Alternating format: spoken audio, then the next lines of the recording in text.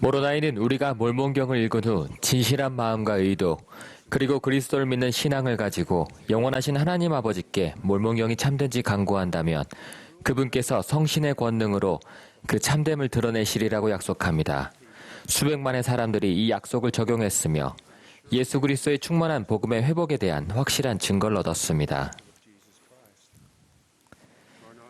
모로나이는 우리가 몰몬경을 읽을 때 아담이 창조된 때로부터 지금까지 주께서 사람의 자녀들에게 얼마나 자비로우셨던가를 기억하고 그것을 우리 마음에 깊이 생각하라고 권면합니다.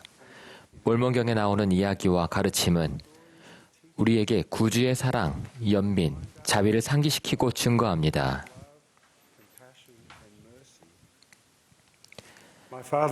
제 아버지는 2013년 4월에 돌아가셨습니다. 아버지의 장례식에서 할 말씀을 준비하며 저는 아버지께서 좋아하시던 성구들을 제가 알고 사랑한다는 것이 얼마나 큰 축복인지 깨달았습니다.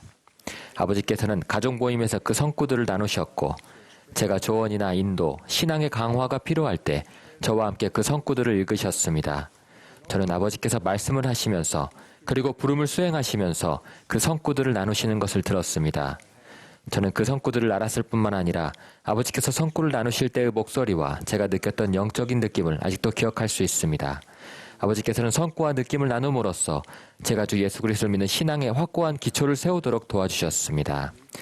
아버지께서는 구주께서 니파이 백성을 방문하신 이야기를 특히 좋아하셨습니다. 이 성스러운 기록은 부활하시고 높임을 받으신 주 예수 그리스도에 대한 것입니다. 그분께서는 우리가 회개하면 고난을 겪지 않도록 이미 쓴 잔을 마시고 모든 고난을 받으셨습니다. 그분은 영의 세계를 방문하시어 그곳에서의 복음 전파를 조직하셨습니다. 그분은 죽은 자 가운데서 살아나셨으며 아버지와 함께 계셨고 미래 세대에게 축복이 될 경전을 리파인들과 나누라는 명을 아버지로부터 받으셨습니다. 그분은 높임을 받으셨고 영원한 권능과 능력을 모두 갖추셨습니다. 우리는 그분 가르침의 모든 세세한 부분에서 배움을 얻을 수 있습니다. 제3리파이 11장에는 구주께서 당신이 바로 선지자들이 세상에 오리라고 증거한 예수 그리스도라는 것을 리파인들에게 가르치기 위해 어떻게 하늘에서 내려오셨는지가 나옵니다. 그분께서는 당신이 세상의 빛이시며 세상의 죄를 짊어져 아버지를 영화롭게 하셨다고 선언하셨습니다. 그분께서는 사람들에게 앞으로 나아와 그들의 손을 당신 옆구리에 넣어보고 손과 발의 못자국을 만져보도록 권유하셨습니다. 그분께서는 당신이 세상의 죄를 위하여 죽임을 당하신 이스라엘의 하나님이라는 것을 그들이 알기를 바라셨습니다. 사람들은 기쁨으로 화답했으며 그들 모두가 그분이 바로 선지자들이 세상에 오리라고 기록한 그분이라는 것을 진정으로 보고 느낄 때까지 한 명씩 그분께 나아갔습니다. 예수님께서는 리파인들에게 회개의 중요성, 어린아이와 같이 되는 것, 그분의 권세를 가진 자에게 침례를 받아야 할 필요성에 대해 가르치셨습니다.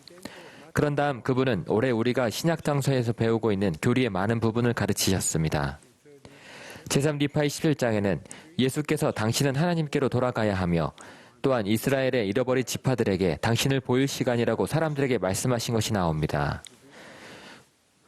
무리를 둘러보셨을 때 그분께서는 그들이 눈물을 머금은 채 마치 그분께 조금 더 그들과 함께 머무실 것을 강구하려는 듯이 그분을 주목하는 것을 알아차리셨습니다.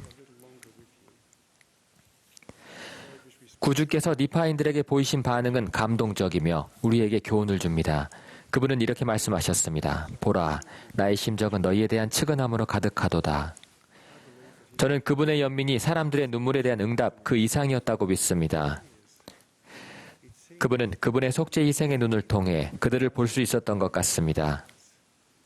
그분은 그들의 모든 고통과 고난과 유혹을 보셨습니다. 그분은 그들의 질병을 보셨습니다. 그분은 그들의 연약함을 보셨으며 겟세마네와 골고다에서의 고통스러웠던 고난을 통해 그들의 연약함에 따라 그들을 어떻게 도울지 아셨습니다. 마찬가지로 우리의 구주 예수 그리스도께서는 우리를 바라보실 때 우리의 죄의 짐과 고통을 완전히 아시고 이해하십니다.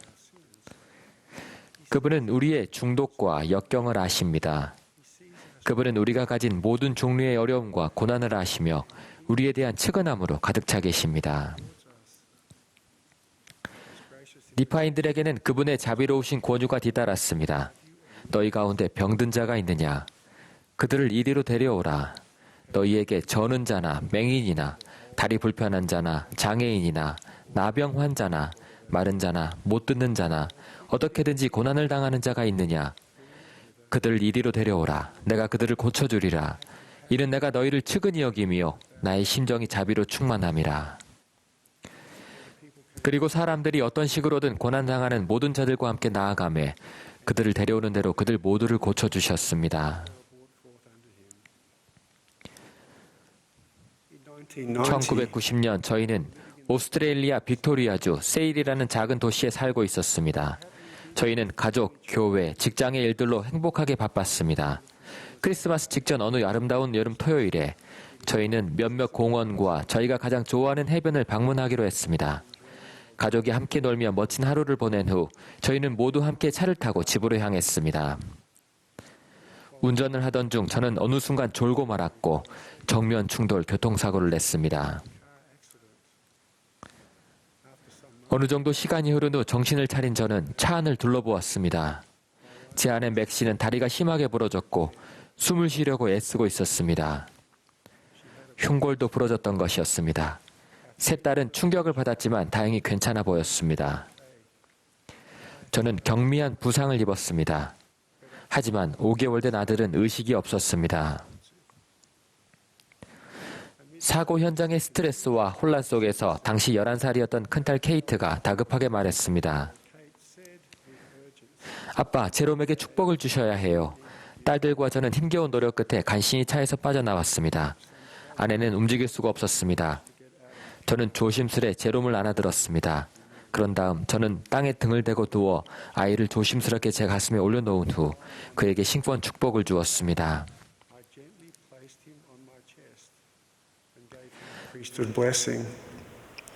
40분 정도 후에 구급차가 왔을 때 제롬은 의식을 되찾은 상태였습니다. 그날 저녁 저는 가족 중 3명을 병원에 두고 2딸과 함께 침묵 속에 택시를 타고 집에 왔습니다. 긴 밤을 보내며 저는 제 가족과 다른 차량에 타고 있던 부상자들이 회복되기를 하나님 아버지께 간청했습니다. 자비롭게도 제 기도와 다른 많은 사람들의 간절한 기도들이 응답되었습니다. 시간이 지나면서 모든 사람이 치유되었습니다. 큰 축복이자 친절하신 자비 덕분이었습니다. 하지만 저는 그렇게 끔찍한 사고를 낸 것에 대해 계속해서 깊은 죄책감과 후회를 느끼고 있었습니다. 저는 한밤중에 잠에서 깨곤 했으며 그 끔찍한 사고가 머릿속에 재현되곤 했습니다. 저 자신을 용서하고 평온을 찾기 위해 저는 수년 동안 힘들게 고군분투했습니다. 그러던 중 신권 지도자로서 다른 사람들이 회개하고 구주의 연민과 자비, 사랑을 느낄 수 있도록 도우면서 저는 그분께서 저를 치유하실 수 있다는 것을 깨달았습니다. 구주의 치유와 구속의 권능은 우리의 죄뿐만 아니라 우발적인 실수, 어리석은 결정, 역경, 어떠한 종류의 시련에도 모두 적용됩니다. 제가 그분께로 돌이키자 죄책감과 후회는 점차 평온과 안식으로 바뀌었습니다. 넬슨 회장님께서는 이렇게 가르치셨습니다. 구주께서는 온 인류를 위해 속죄하시어 그분을 따르는 자들이 그분에게서 치유와 강화와 구속의 권능을 받을 수 있도록 길을 열어주셨습니다. 이러한 영적 특권은 그분의 음성을 듣고 그분을 따르고자 하는 모든 사람에게 주어집니다.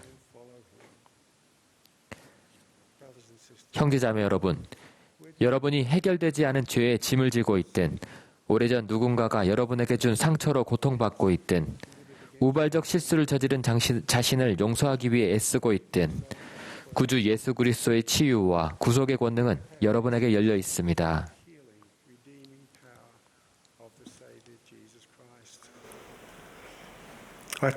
그분은 살아계십니다. 그분은 우리의 구주이자 구속주이십니다. 그분은 우리를 사랑하십니다. 그분께서는 우리를 향한 연민을 갖고 계시며 자비로 가득하십니다. 그분은 여러분을 치유하실 수 있습니다. 예수 그리스도 이름으로 말씀드립니다. 아멘.